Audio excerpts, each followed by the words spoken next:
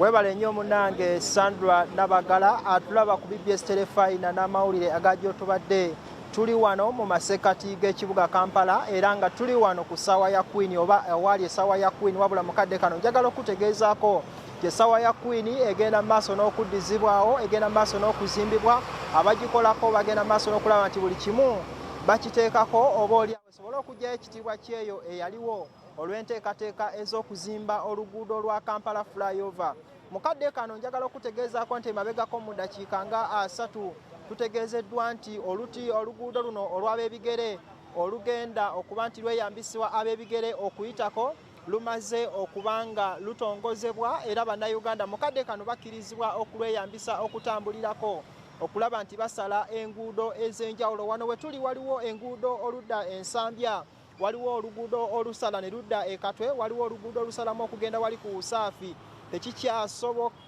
Tekikyakalubiriza muntu yenna kubanga asala enguudo zino olw'ensonga nti waddembe okwambuka n'ayambuka ku madaala ate nga waliwo n'essenvuzo eri abo abaliko obulemu saako n'ababeekengedde nga balina obugaali bajja kuba bakkirizibwa okuba nti batambulira ku luguudo luno ne basobola okusomoka. Wabula ekyennaku nti newankubadde olutindo luno lwaguddwawo mpaawo munnayuganda yenna yayambuseeyo n'ayitawo ekitegeeza nti oba oliawo wakyabulawo okumanyisibwa okutali kumu ku byokwerinda by'oluguudo luno.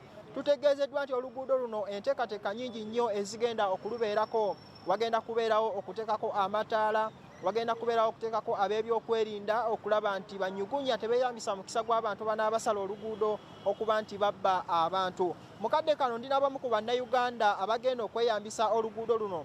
Njagala tubeegatteko mutubuulire nteekateeka ki era mweteeseteese mutya okweyambisa oluguudo luno na biki bye mulaba oba oliawo ebisaana okuteekebwawo bannayuganda okubeera safe.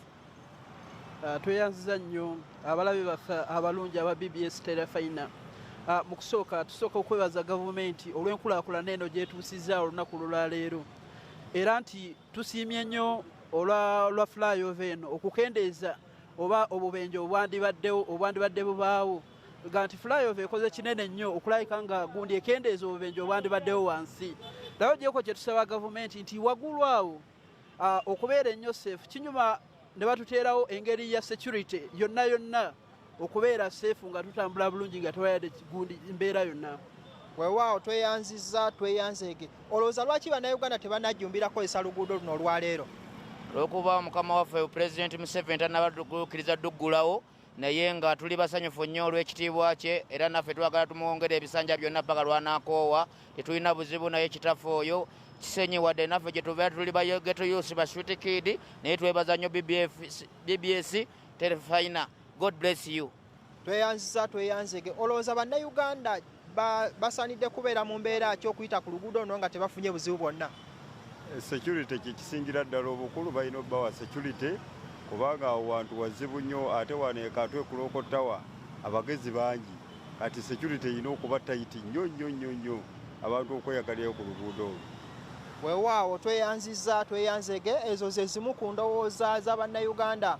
Mukadde kano we tutuukidde ku luguudo luno n'okujja okulondola biki ebigenda mu maaso. Bannayuganda ab'enjawulo basazeewo okuba nti basaza bigere ku nguudo zino eza wansi. Oba oliawo tebannaba kujjumbira kukozesa luguudo luno naye ng'okusinziira ku bekikwatako buli kimu ekyeraliikiriza bannayuganda naddala ebyokwerinda bigenda kubanga bikolebwako basobole okwegazaanyiza ku luguudo olwo awatali kufuna buzibu bwonna.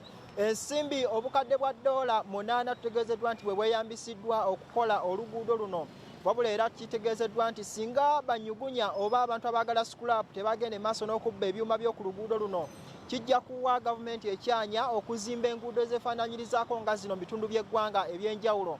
Kale enteekateeka nnyingi nnyo ze batubuulidde era tujja kuba nga tujja nazo mawulire gaffe agagambuuze ku ssaawa emu ey'akawungeezi mpozi n'amawulire ageesigika ku ssaawa 4 ez'ekiro. Nze Ronald Kitanda ate nga Hasani Kasagga abadde ku kamera tusinzire wano masekati g'ekibuga Kampala awangale nnyo Ssaabasajja Kabaka.